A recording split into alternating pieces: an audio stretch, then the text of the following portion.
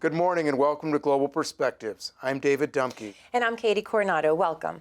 Today we are joined by former Congressman Tom Petre, who represented Wisconsin in the U.S. House of Representatives. We're also joined by Congresswoman Loretta Sanchez, who represented California. Welcome to the show. Well, thank you so much. Thank you for having us. We're excited to be here. Congresswoman, thank you so much for being here again. We wanted to ask you your trajectory. How did you get started? What inspired you to get into politics? Well, I was an investment banker. I was pretty happy. I moved back to my hometown in Anaheim, California, where Disneyland is. And I did some work, some pro bono work in the schools. I was changing things just drastically and wanted to continue and do it at more schools.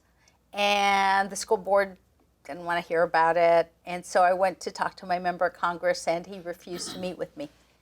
So I decided to run for Congress. I went home, I said to my family, I'm running for Congress.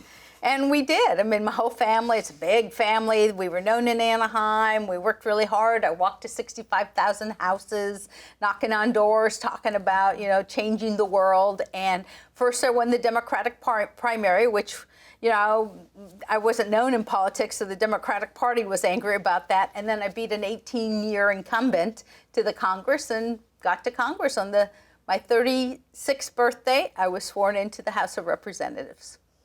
Excellent. Congressman, you represented Wisconsin for 36 years, I believe. Why did you get in it?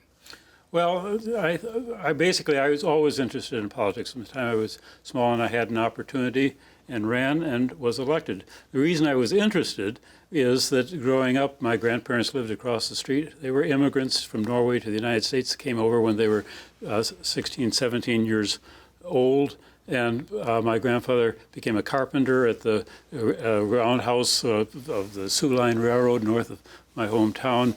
And he was always very interested in what was going on in the United States. He never went to school in the United States, couldn't write English very well, but he could speak it very well.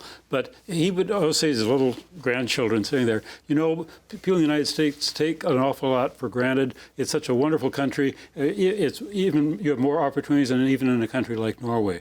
And if you ever have a chance, you should participate and try to keep this going for other people. And so that always got me very interested, and he had 7 children, and 3 or 4 of them ended up serving in elected offices on local school boards or city councils, things like that. And so when I had the opportunity, I ran for the state senate and was elected. And then when my predecessor died unexpectedly, there was a special election for Congress, and I ended up there.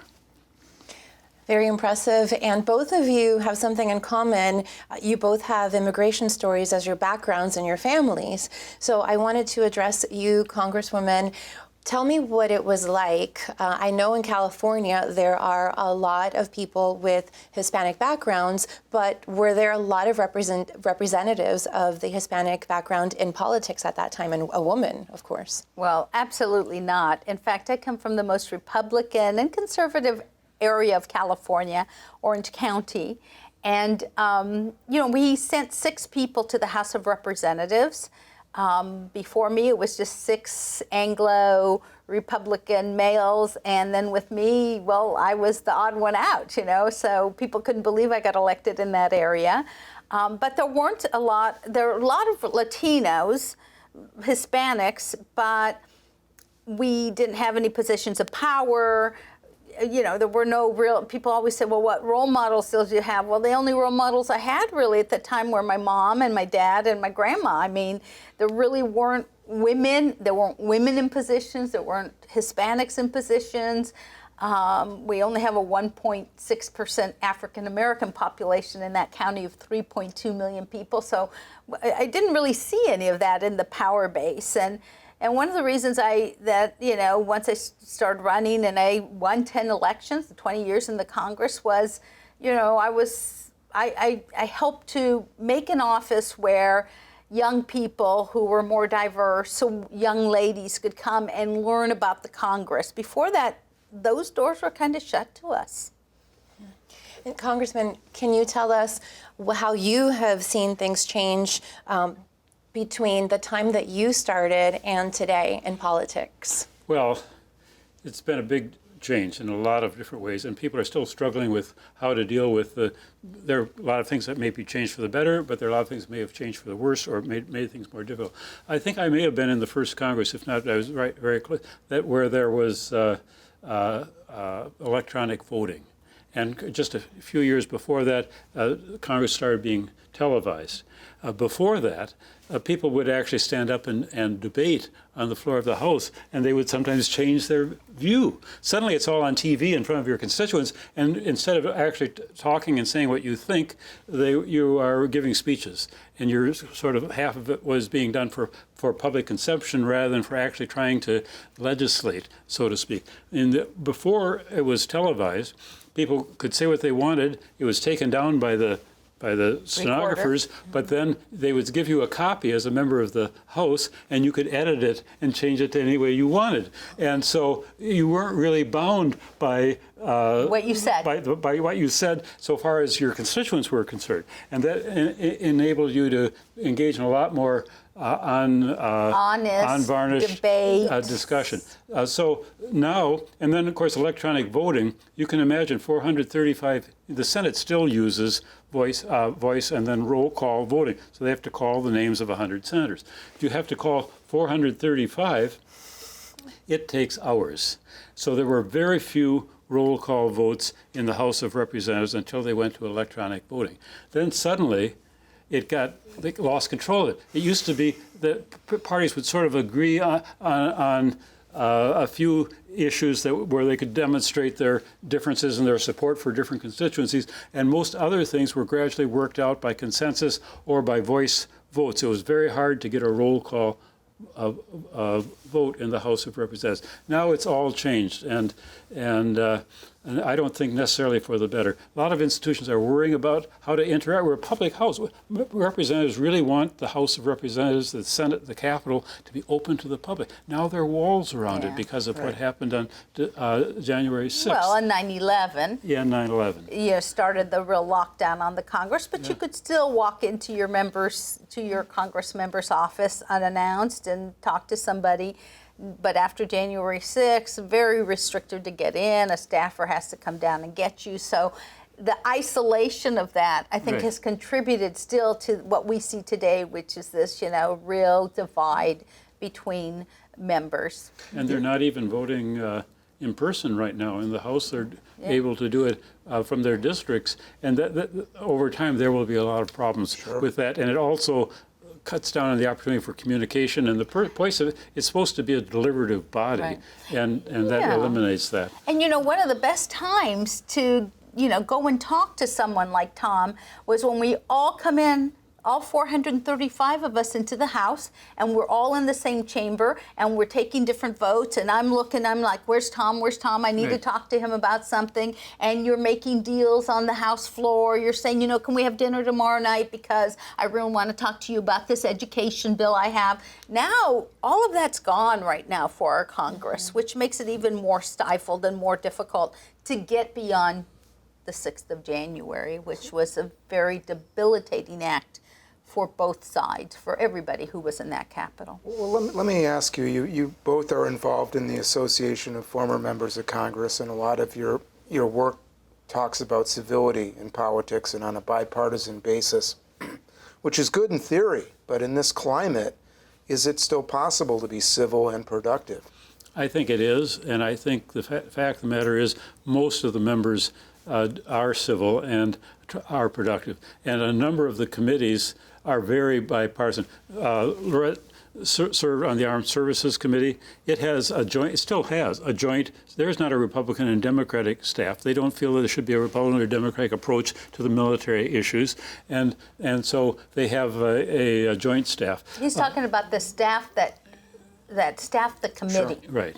Right, the committee staff. And I was on the Transportation Committee, and we worked very closely across party lines because we knew we could be more effective in getting legislation actually through if we could agree on a bipartisan basis on a bill. A bill has to not only pass one house, it has to pass the other house and be signed by the president. And if you are trying to do it on a partisan basis and people are trying to stop it, it's a lot easier to stop legislation than to pass it. And there's a reason for that. It's a big, diverse country with a lot of different interests, and so you want to make sure that people feel they have a chance to participate and have the input, and it takes time.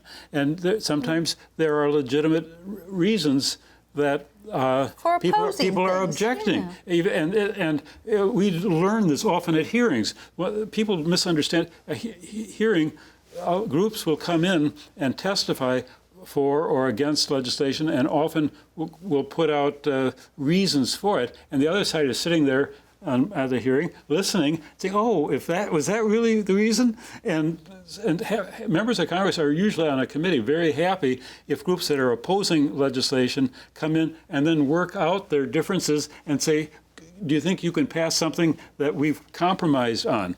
And that's where lobbyists and different organizations that have an interest in legislation come in. And it can be very helpful, actually. It's a big, complicated process, and it's not just all done top down.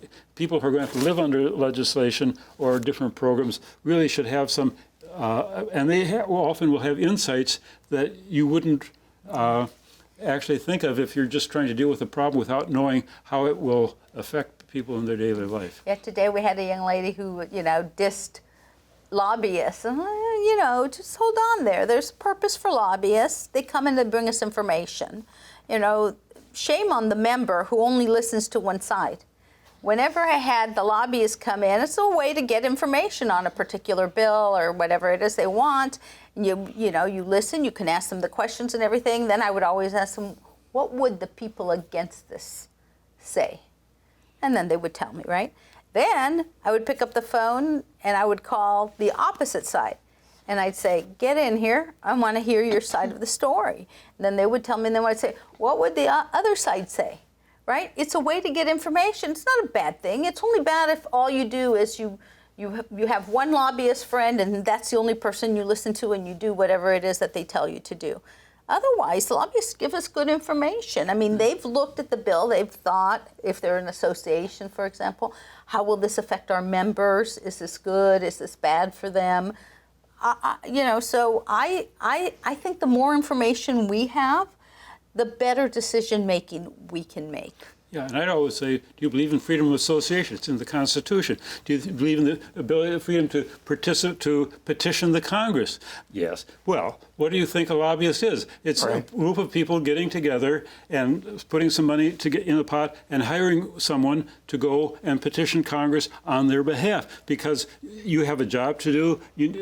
And then another question I would ask, does every one of you in this classroom has lobbyists working on your behalf? If you belong to a church, if you go to a school, if you are involved in sports, you name it. If you're working at a job, there are people, whether you are directly engaged in the process or not, you are belonging to an association or electing people who are then, among their activities, developing positions and employing lobbyists to represent those positions because it's in the interest of the group. And elected representatives are benefited by good lobbying because they help clarify issues and explain how it will affect different elements of your constituency. And so we end up with a stronger, it's frustrating, but we end up with a stronger system and better legislation if you allow an open system, which lobbying is part of. Well, that's very interesting and very clear perspective. Thank you. Another question is, when you get into this job of a servant leader, a lot of this has to do with heart and pushing policies or trying to help your constituents, like you said, but a lot of this comes from here. So can you tell me, for example, something that stands out in your time representing your constituents, something that stands out that made you just feel like you were achieving something? Oh, well, we all have lots of stories. Maybe one of my favorite ones, when I was in the state when I was running for the state senate a long time ago. I was ringing doorbells, and some guy came to the door, and he was very mad. He had a box of cereal, and there's a label saying that you could use this box of cereal to get a discount on a Coke or something like that, except in the states of Wisconsin and Oregon. And Lucky you. and so I took it from him, and I said, well, if I'm elected, I will do something about it. And believe it or not, I did bring it up, and we talked about it, and it was called cross-licensing. And they thought there were reasons for cross-licensing that could be abused, but those had disappeared. And we did get legislation through, and it was a Democratic Governor, Pat Lucey, signed it and organized a thing and asked me if I could invite these people. And we called up this guy, and he'd forgotten that he'd actually been mad. And then after he calmed down, and we explained to him that we wanted him to come with his family over to meet the governor and have a bill signing. He was very happy to do it. That's but this is the kind of thing that you get mad about something like whatever your constituent problem is, and you got mad and ran against him and defeated him. But you might have a lot of people might have just said, well, and put it out of their mind and never worried about it again. So. How about you?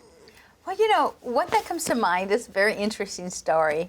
I used to do these things, not everybody can take off 9 to 5 to come to an office to solve a problem they might have, right? So on Saturday mornings, once a month, I would send out ahead of time notice around to the neighborhood that I would be at the supermarket, the local supermarket, in front of the supermarket for from 9 to noon. And that people could come and stand in line, and they would get 5 minutes with me to, and if they had problems, they had a problem with the veterans benefit or Social Security or the IRS or whatever, I would actually have my staff there. So we had office hours, right? And so they would come, I'd say, okay, they'd explain the problem, I'd say, okay, so Laura can take care of that, Laura, and they send them to Laura, and Laura would work, because they couldn't come Monday through Friday. Who can take off from their work during that time? So, or you could just come, you could scream and yell at me about how I did bad votes, or, you could do whatever, right? So I had this one guy, Craig was his name, and he came up and he started talking to me about autism. This was early on in my career, like in the, late 90s. And of course, we didn't know that much about autism at that point, right? This was 30 years ago or whatever.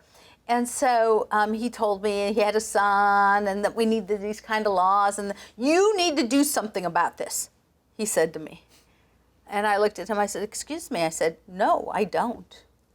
I said, but working together, we can do something about this. I said, this is what we can do. I said, Craig, I will give you a desk in my office here in the district office.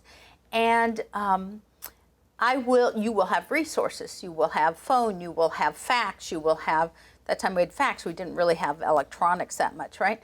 I said, you'll have a computer, you'll have, my staff will help you, etc. I said, you sit down and you start to work on what it is that we think what kind of bill or what you want, what kind of law you want, what kind of programs you want, and we'll work with you and, see if we can pass some of this.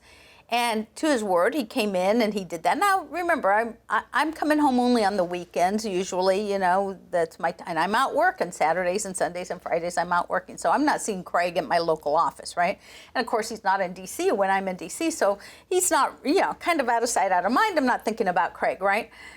But then like 3 or 4 years later, he's standing in line again, right? And he comes up, I go, Craig, how you doing? He goes, oh, I'm doing great. He goes, I want to show you all the laws and all the things we were able to pass at the state level and the federal level. And I said, yeah, I know I carried an autism bill and we got it put into the military bill and no. He goes, yes. He goes, well, because you gave me a place to sit down and work on this, and because your staff was able to get other people, who had autistic kids and everything, he goes, I want to show you the body of work that your office has been able to do on this. And it was like 20 laws at the state level and like 2 or 3 laws at the federal level.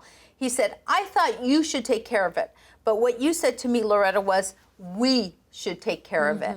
And I was just floored. I mean, I was astounded that he had been able to do so much, because all of a sudden he had a desk to concentrate at and a phone to call. Not a volunteer, not anything, Right. but working on a particular issue. Well, you dealing with constituents, of course, there's a personal aspect of empowerment, but you also, as members of Congress, had to deal with serious foreign policy issues, which don't necessarily touch your constituents directly. How hard was it for you to justify spending your time on international issues, which didn't really connect directly to constituents? Yeah, let me just say something about that. I had a district we call a bread and butter district. They want to know, can you get the pothole fixed on the road to their home? You know, can you get a stoplight? Too many people are getting killed at the end of my block. Things that are really, if most people don't understand, those are done at a very local level, right? So of course I would call the city council person and, hey, we need a stoplight here. Hey, we need a pothole filled here, you know.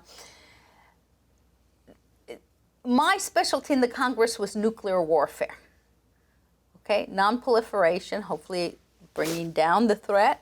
And some proliferation, who's got them, how do we count them, what's going on, how do we get people not to use them, right? I mean, but very far removed from your daily lives, right? You don't wake up in the morning and say, are nuclear weapons headed my way? Most people don't. But there's always the case that could be the threat on any given day. So the types of work that I worked on, very international stuff, you know, war, biochemical attacks, weaponization of space. I mean, you name it, foreign ops. I mean, you know, that was my specialty. So I'd go to Washington, D.C., and I was doing this, you know, 6 a.m. meetings in a crowded room, you know, trying to figure out who's going to try to hit us next, et cetera. And then I'd go home on the weekends and was like, oh, did we get that pothole fixed for you? You know, because you can't hold a town hall about nuclear weapons. Yeah, I just prevented nuclear war, but I did get your pothole Yeah, but too. I got your pothole done. So I felt really like a two-headed Medusa, you know. Go to D.C., put on my war hat. Go back to California, put on my pothole hat. But, you know, that's what you have to do. What about you, Congressman? Well, when I first was elected, it was a long time ago, Bill Frenzel, several other members of Congress who were older and been there longer, approached me, and what Bill said was, would you please be willing to sign up and go to delegations to Japan? And I said, why should I do that? I don't, you know. And he said, well, they're at that time the second biggest country in the world. We'd had a war. We're now close allies. We're very different cultures. It's important to keep communications going, and you're a member of Congress, and for the good of the order, you should put some time in on that. So I must have gone to Japan about 30 times in my career. At the end of it, I was very honored. Emperor Akihito gave me the Order of the Rising Sun at a ceremony at the, you know, and at the Imperial Palace in Tokyo, which was kind of a fun sort of a thing, but. And if my constituents would ask me about it, I didn't publicize it particularly or anything else, and I was going back and forth all the way. So I would go, you'd sit on a plane all night, and then be in Japan for 3 days, and then sit on a plane all night and come back, and that would be it. And people think we take these political junkets. Let me tell you, it's a lot of work, and you arrive at these countries, and you're jet lagged, and you have these meetings with people. You got to be on top of it because you can't say bad things. You know, and anything can be misinterpreted. But like anything else, it can be abused. But there's also it can be useful, and we want to build understanding, and not only student exchanges and business groups do exchanges. We had in Wisconsin, we had a big farmer agriculture. A lot of people from Wisconsin went over to the Eastern Europe and the Soviet Union to help farmers modernize their procedures after this wars or the tension between East and West ended toward the end of the last century. And Congress can play a role in the same way. I always felt guilty while being in Congress. I was asked over and over again to participate in U.S.-Canadian exchanges. It was right next door, but they were always on a weekend, and my goal was to be back in the summer. And my goal was to be, because it's so cold in Canada, like Wisconsin, was to be back home where we had a lot of parades and community festivals and picnics. And, you know, 90% of politics and a lot of life is showing up. And I always would try to show up in this district for community events if I possibly could. And so when I wasn't reelected, when I wasn't running for election my last term, I did participate in the Canadian Yes, exchanges, Canadian and it was exchange. really a lot of fun. I wish I'd done it sooner, but we all have to have our priorities, and I did the Japan thing, and then I did Germany and Britain later also, because I thought those were important relationships and people thought I could make a contribution. So we only have about a minute and a half left. So real quick, you speak about relationships and about showing up. How did you balance your political life and your family lives? Probably not as well as we should have. I think spouses are the most abused, not by us, but most, because we're out at things. So I never realized that. I mean, I was always out at things, and I would, some of the things aren't that fun, quite frankly, right? But you have to show that you're having fun, obviously. But for the fun things, I would tell my husband, "Oh, you should go to this. You will enjoy this," or what have you. But I used to keep him out from not having to go out every night. We'd be home in the district and going out to this gala and that gala and this thing. I said, "You don't have to go to this. You don't have to go to this," But what I didn't realize is, I was helping him by not having to go and put on a show and all, right? But on the other hand, he was sitting at home alone. So it's very difficult on spouses. We just had one daughter, and my wife made very careful not to tell her that she had to participate in some of these parades and everything else. We'd say it was an opportunity if she'd like to join. And so she always thought it was fun to go to these parades. And when she was very little, I'd wheel her in her buggy down the parade route. And when she got a little bigger, she was the only thing. But she would walk on the parade route with stilts. And she'd get tired, she'd stop, she'd wave the stilts and bow. wow. And then when she got Sounds even like a bigger, vote getter for got a you. little bigger, I would hand out literature on one side of the street, and she'd hand out literature on the other side of the street, and she always sort of enjoyed it. And I told her it was fun. You get an opportunity. We go to county fairs. We can each county fair was a specialty, whether it's the ice cream sundae or the We cream can't go to puff that or ice whatever. cream place. Yeah. So anyway, that's how we tried to handle it, is to make it as fun as possible. Balance. I want to thank you both for joining us today. I can't believe our conversation's over already, but we hope to have you on the show again. Thank you Well, for thank having you us. so much. It's Beautiful been really a campus. pleasure to be here. And thank you for joining us. We'll see you again next week on another episode of Global Perspectives.